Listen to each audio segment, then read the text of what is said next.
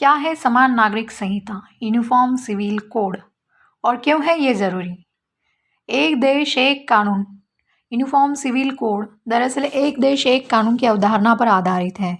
Uniform civil code के अंतर्गत देश के सभी धर्म वंथों और समुदाय के लिए एक ही कानून की व्यवस्था का प्रस्ताव है।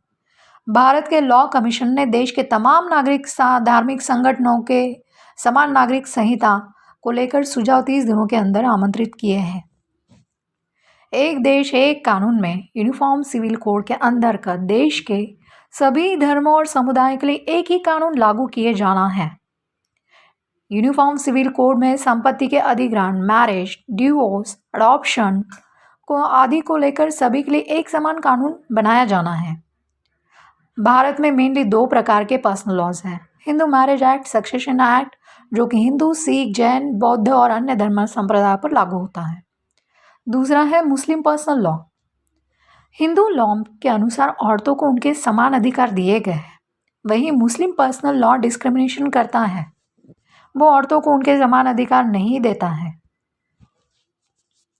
यूनिफॉर्म सिविल कोड को पालन कई देशों में होता है, including Pakistan, Bangladesh, Malaysia, Turkey, Indonesia, America और भी।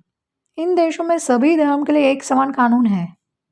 धर्म के लिए किसी भी धर्म के लिए या समुदाय विशेष के लिए अलग कानून नहीं है। भारत में कई मुस्लिम नेता संगठन यूनिफॉर्म सिविल कोड का विरोध कर रहे हैं, जो कि गलत है, क्योंकि वो लोग अपनी माँ, बहनें, बीवी और उनके धर्म के लिए धर्म की जो अनेक अत्याचार पीड़ित औरतें हैं उनके साथ अन्याय कर रहे हैं। उन औरतों के हक नकार रहे हैं, उनमें होने वाले जुल्मों को बढ़ावा दे रहे हैं। शाहबानो का फेमस केस ही लीजिए। उस केस में यूनिफॉर्म सिविल कोड को फर्स्ट स्पॉटलाइट में लाया गया, जिसमें पति ने अपनी पत्नी शाहबानो को शादी के आफ्टर 43 ईयर्स बाद बुढ़ापे में डिवोर्स दे दिया, उसे छोड़ दिया।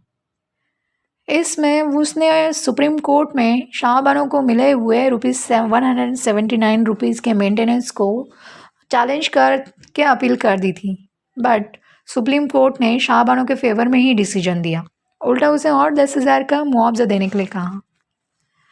सुप्रीम कोर्ट ने कहा कि ये दुख की बात है, आज भी संविधान का आर्टिकल 44 डेड लेटर की तरह पड़ा हुआ है और सुप्रीम कोर्ट ने गवर्नमेंट की तरफ से यूनिफॉर्म सिविल कोड को लागू ना करने के लिए निराशा जताई थी। सुप्रीम कोर्ट ने मिडिल एज वुमेन को डिवोर्स देने के लिए गहरी चिंता दिखाई थी। इसके बावजूद भी तत्कालीन राजीव गांधी सरकार ने यूनिफॉर्म सिविल कोड को लाने के बजाय मुस्लिम वुमेन एक्ट 1986 लाया और जिसमें under section 125 of CRPC applicable हुआ।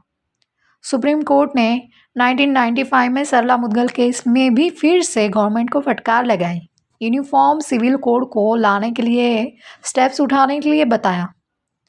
अगेन 2003 में फिर से एक केस में यूनिफॉर्म सिविल कोड को लाने पे जोर दिया।